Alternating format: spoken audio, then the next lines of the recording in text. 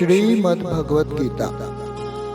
भगवान शिव कहते हैं, हे पार्वती, अब मैं 7वें अध्याय का महात्म्य बतलाता हूँ, जिसे सुनकर कानों में अमृत राशि भर जाती है। पाटलिपुत्र नामक एक दुर्गम नगर है, जिसका गोपुर द्वार बहुत ही ऊंचा है। उस नगर में शंकुकर्ण नामक एक ब्राह्मण रहते थे। उसने वैश्य वृत्ति का आश्रय लेकर बहुत धन कमाया, किंतु ना तो कभी पितरों का तर्पण किया और ना देवताओं का पूजन ही। वह धनोपार्जन में तत्पर होकर राजाओं को ही भोज दिया करता था।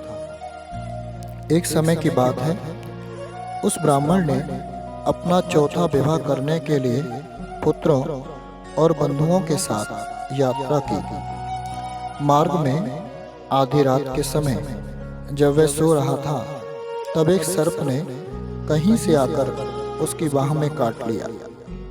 उसके काटते ही ऐसी अवस्था हो गई कि मणि, मंत्र और औषधि आदि से भी उसके शरीर की रक्षा असाध्य जान पड़ी।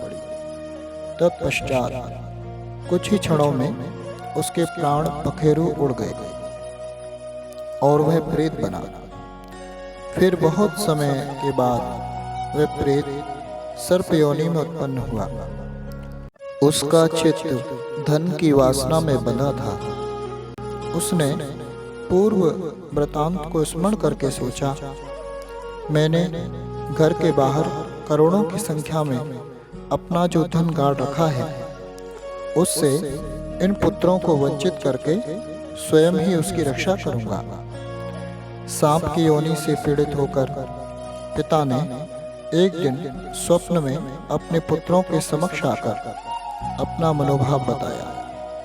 तब उसके पुत्रों ने सवेरे उठकर बड़े विस्मय के साथ एक दूसरे से स्वप्न की बातें कहीं।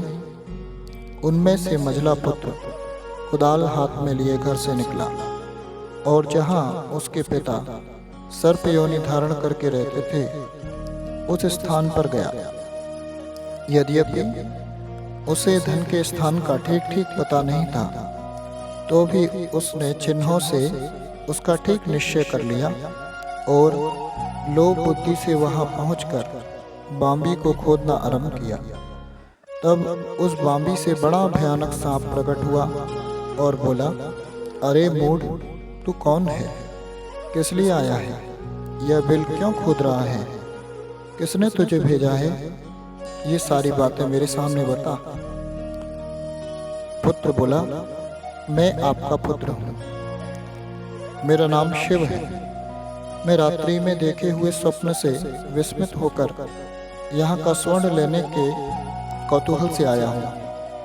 पुत्र की यह वाणी सुनकर वह सांप हंसता हुआ उच्च स्वर से इस प्रकार स्पष्ट वचन बोला, यदि तू मेरा पुत्र है तो मुझे शीघ्र ही बंधन से मुक्त कर। मैं अपने पूर्व जन्म के गाड़े हुए धन के लिए सर्प योनि में उत्पन्न हुआ हूँ। पुत्र ने कहा, पिताजी, आपकी मुक्ति कैसे होगी? इसका उपाय मुझे बताइए, क्योंकि मैं इस रात में सब लोगों को छोड़कर आपके पास आया हूँ। पिता ने कहा, बेटा, गीता के अमृतमय 7वें अध्याय को छोड़कर मुझे मुक्त करने में तीर्थ, दान, तप और यज्ञ भी सर्वथा समर्थ नहीं है। केवल गीता का 7वां अध्याय ही प्राणियों के जरा, मृत्यु आदि दुखों को दूर करने वाला है। पुत्र, मेरे श्राद्ध के दिन गीता के 7वें अध्याय का पाठ करने वाले ब्राह्मण को श्रद्धापूर्वक भोजन कराओ। इससे निसंदेह मेरी मुक्ति हो जाएगी। वत्स, अपनी शक्ति के अनुसार पूर्ण श्रद्धा के साथ निर्व्यसी और वेद विद्या में प्रवीण अन्य ब्राह्मणों को भी भोजन कराना। सर्प योनि में पड़े हुए पिता के वचन सुनकर सभी पुत्रों ने उसकी आज्ञानुसार तथा उससे भी अधिक किया। तब शंकुकर्ण ने अपने सर्प शरीर को त्याग कर दिव्य देह धारण किया और सारा धन पुत्रों के अधीन कर दिया। पिता ने करोड़ों की संख्या में जो धन उनमें बांट दिया था, उससे वे पुत्र बड़े प्रसन्न हुए। उनकी बुद्धि धर्म में लगी हुई थी, इसलिए उन्होंने बावली, कुआं, पोखरा, यज्ञ तथा देव मंदिर के लिए उस धन का उपयोग किया और अन्नशाला भी बनवाई। तत्पश्चात 7वें अध्याय का सदा जप करते हुए उन्होंने मोक्ष प्राप्त किया। हे पार्वती, यह तुम्हें 7वें अध्याय का महात्म्य बतलाया, जिसके श्रवण मात्र से मानव सब पातकों से मुक्त हो जाता है। 7वां अध्याय ज्ञान विज्ञान योग। श्री भगवान वाच मय्यासक्त मनः पार्थ योगम युज्यन्मदाश्रयः असंशयं समग्रं मां यथा ज्ञास्यसि तत्क्षणो। श्री भगवान ने कहा, हे प्रतापपुत्र, अब उसको सुन जिससे तू योग का अभ्यास करते हुए मुझ में अनन्य भाव से मन को स्थिर करके और मेरी शरण होकर संपूर्णता से मुझको बिना किसी संशय के जान सकेगा। ज्ञानम तेहम सविज्ञानमिदं वक्ष्याम्यशेषतः यज्ञात्वा नेह भूयोऽन्यत् ज्ञातव्यमवशिष्यते। अब मैं तेरे लिए उस परम ज्ञान को अनुभव सहित कहूँगा, जिसको पूर्ण रूप से जानने के बाद भविष्य में इस संसार में तेरे लिए अन्य कुछ भी जानने योग्य शेष नहीं रहेगा। मनुष्याणां सहस्रेषु कश्चिद् सिद्धये यततामपि सिद्धानां कश्चिन् मां वेति तत्त्वतः। हजारों मनुष्यों में से कोई एक मेरी प्राप्ति रूपी सिद्धि की इच्छा करता है, और इस प्रकार सिद्धि की प्राप्ति के लिए प्रयत्न करने वाले मनुष्यों में से भी कोई एक मुझको तत्व रूप से साक्षात्कार सहित जान पाता है। भूमिरापो नलो वायुः कं मनो बुद्धिरेव च अहंकार इति यं मे भिन्ना प्रकृतिरष्टधा। पृथ्वी, जल, अग्नि, वायु, आकाश, मन, बुद्धि और अहंकार, ऐसे ये 8 प्रकार के भेदों वाली तो मेरी जड़ स्वरूप अपना प्रकृति है। अपरेयमितस्त्वन्या प्रकृतिं विद्धि में परां जीवभूता महाबाहो ययेदं धार्यते जगत्। हे महाबाहु अर्जुन, परंतु इस जड़ स्वरूप अपना प्रकृति माया के अतिरिक्त अन्य चेतन दिव्य स्वरूप परा प्रकृति आत्मा को जानने का प्रयत्न कर, जिसके द्वारा जीव रूप से संसार का भोग किया जा सकता है। एतद्योनीनि भूतानि सर्वाणीत्युपधारय अहं कृतस्नस्य जगतः प्रभवः प्रलयस्तथा। हे अर्जुन, तू मेरी इन जड़ तथा चेतन प्रकृतियों को ही सभी प्राणियों के जन्म का कारण समझ, और मैं ही इस संपूर्ण जगत की उत्पत्ति तथा प्रलय का मूल कारण हूँ। मत्तः परतरं नान्यत् किंचिदस्ति धनंजय मयि सर्वमिदं प्रोतं सूत्रे मणिगणा इव। हे धनंजय, मेरे अतिरिक्त अन्य कुछ भी नहीं है। जिस प्रकार माला में मोती धागे पर आश्रित रहते हैं, उसी प्रकार यह संपूर्ण जगत मणियों के समान मुझ पर ही आश्रित है। रसोऽहमपत्सु कौन्तेय प्रभास्मि शशिसूर्ययोः प्रणवः सर्ववेदेषु शब्दः के पौरुषं नृषु। हे कुंती पुत्र, मैं ही जल का स्वाद हूँ, सूर्य तथा चंद्रमा का प्रकाश हूँ, समस्त वैदिक मंत्रों में ओंकार हूँ, आकाश में ध्वनि हूँ, और मनुष्यों द्वारा किया जाने वाला पुरुषार्थ भी मैं हूँ। पुण्यो गंधः पृथिव्यां च तेजश्चास्मि विभावसो जीवनं सर्वभूतेषु तपश्चास्मि तपस्विषु। मैं पृथ्वी में गंध हूँ, अग्नि में ऊष्मा हूँ, समस्त प्राणियों में वायु रूप में प्राण हूँ, और तपस्वियों में तप भी मैं हूँ। बीजं मां सर्वभूतानां विद्धि पार्थ सनातनम। बुद्धिर्बुद्धिमतामस्मि तेजस्तेजस्विनामहम्। हे प्रतापुत्र, तू मुझको ही सभी प्राणियों का अनादि अनंत बीज समझ। मैं बुद्धिमानों की बुद्धि और तेजस्वी मनुष्यों का तेज हूँ। बलम बलमतां चाहम कामराग विवर्जितम। धर्मा विरुद्ध भूतेषु कामोस्मि भरतर्षभ। हे भरत श्रेष्ठ अर्जुन, मैं बलवानों का कामना रहित और आसक्ति रहित बल हूँ, और सब प्राणियों में धर्मानुसार शास्त्रानुसार विषय जीवन हूँ। ये चैव सात्विका भावा राजसास्तामसाक्षये। मत्त एवेति तान् विद्धि न त्वहं तेषु ते मयि। प्रकृति के तीन गुण सत्व गुण, रजगुण और तम गुण से उत्पन्न होने वाले भाव, उन सबको तू मुझसे उत्पन्न होने वाले समझ। परंतु प्रकृति के गुण मेरे अधीन रहते हैं, मैं उनके अधीन नहीं हूँ। रेभिर्गुणमयैर्भावे रेभिः सर्वमिदं जगत्। मोहितं नाभिजानाति मामेभ्यः परमव्ययम्। प्रकृति के इन तीनों गुणों से उत्पन्न भावों द्वारा संसार के सभी जीव मोहग्रस्त रहते हैं। इस कारण प्रकृति गुणों से अतीत मुझ पर परम अविनाशी को नहीं जान पाते हैं। देवी हैषा गुणमयी मम माया दुरत्यया। मामेव ये प्रपद्यन्ते मायामेतां तरन्ति ते। यह तीनों दिव्य गुणों से युक्त मेरी अपराशक्ति स्वरूप माया को पार करना असंभव है। परंतु जो मनुष्य मेरे शरणागत हो जाते हैं, वे मेरी इस माया को आसानी से पार कर जाते हैं। न मां दुष्कृतिनो मूढाः प्रपद्यन्ते नराधमाः। मायायापहृता ज्ञाना आसुरं भावभाश्रिताः। मनुष्यों में अधर्मी और दुष्ट स्वभाव वाले मूर्ख लोग मेरी शरण ग्रहण नहीं करते हैं। ऐसे नास्तिक स्वभाव धारण करने वालों का ज्ञान मेरी माया द्वारा हर लिया जाता है।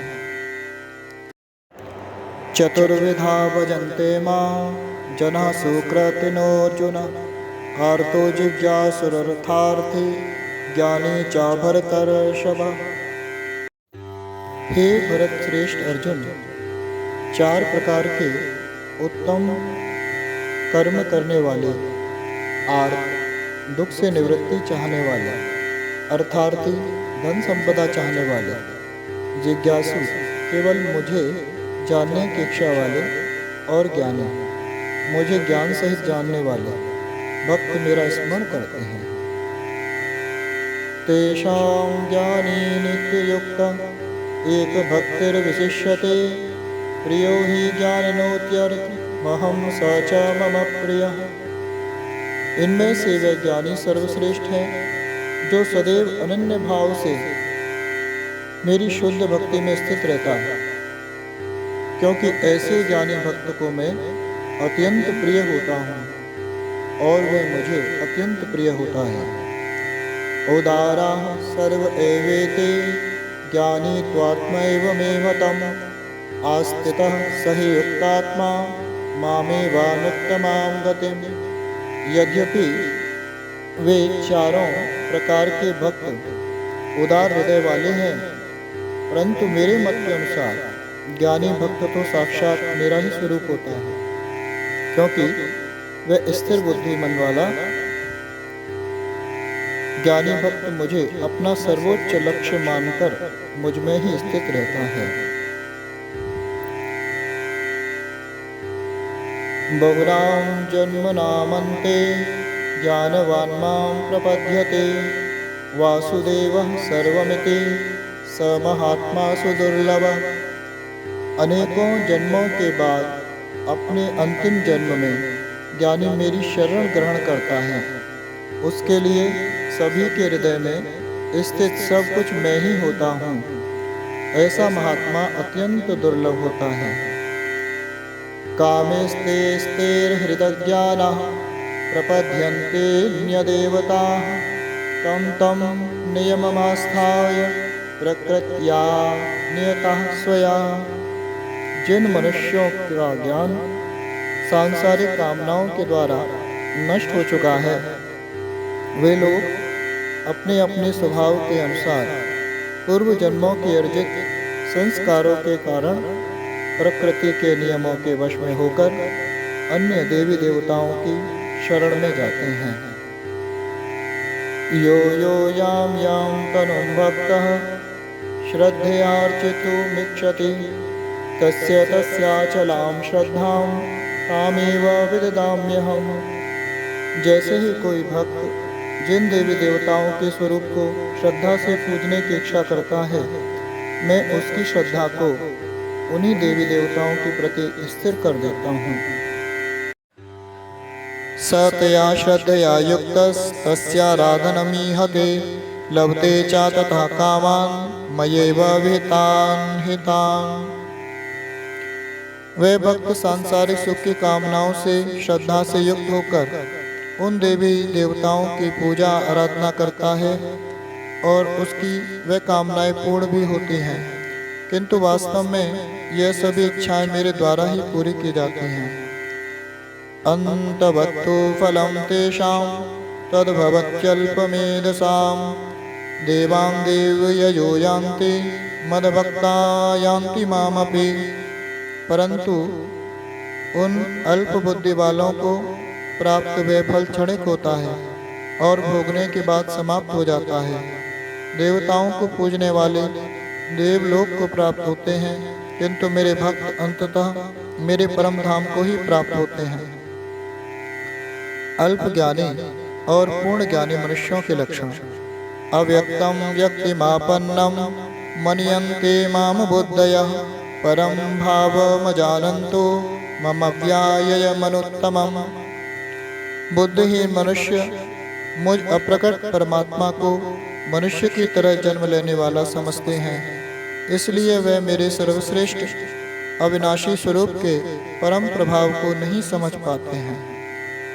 नाहं प्रकाशः सर्वस्य योगमाया समावृतः मूढ़ोऽयं नाभिजानाति लोको मामजमव्ययम्।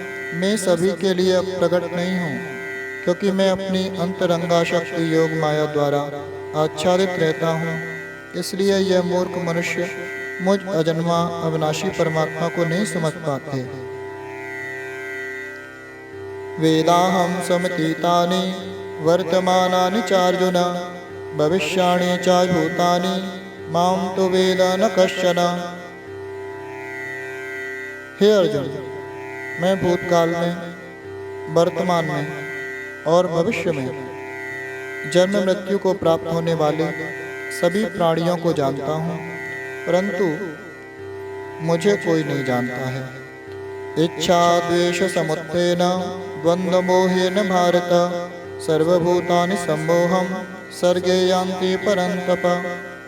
हे भरतवंशी, हे शत्रु विजेता, संसार में सभी प्राणी इच्छा द्वेष आदि द्वंद्वों से उत्पन्न मोह के कारण जन्म लेकर पुनः मोह को प्राप्त होते हैं।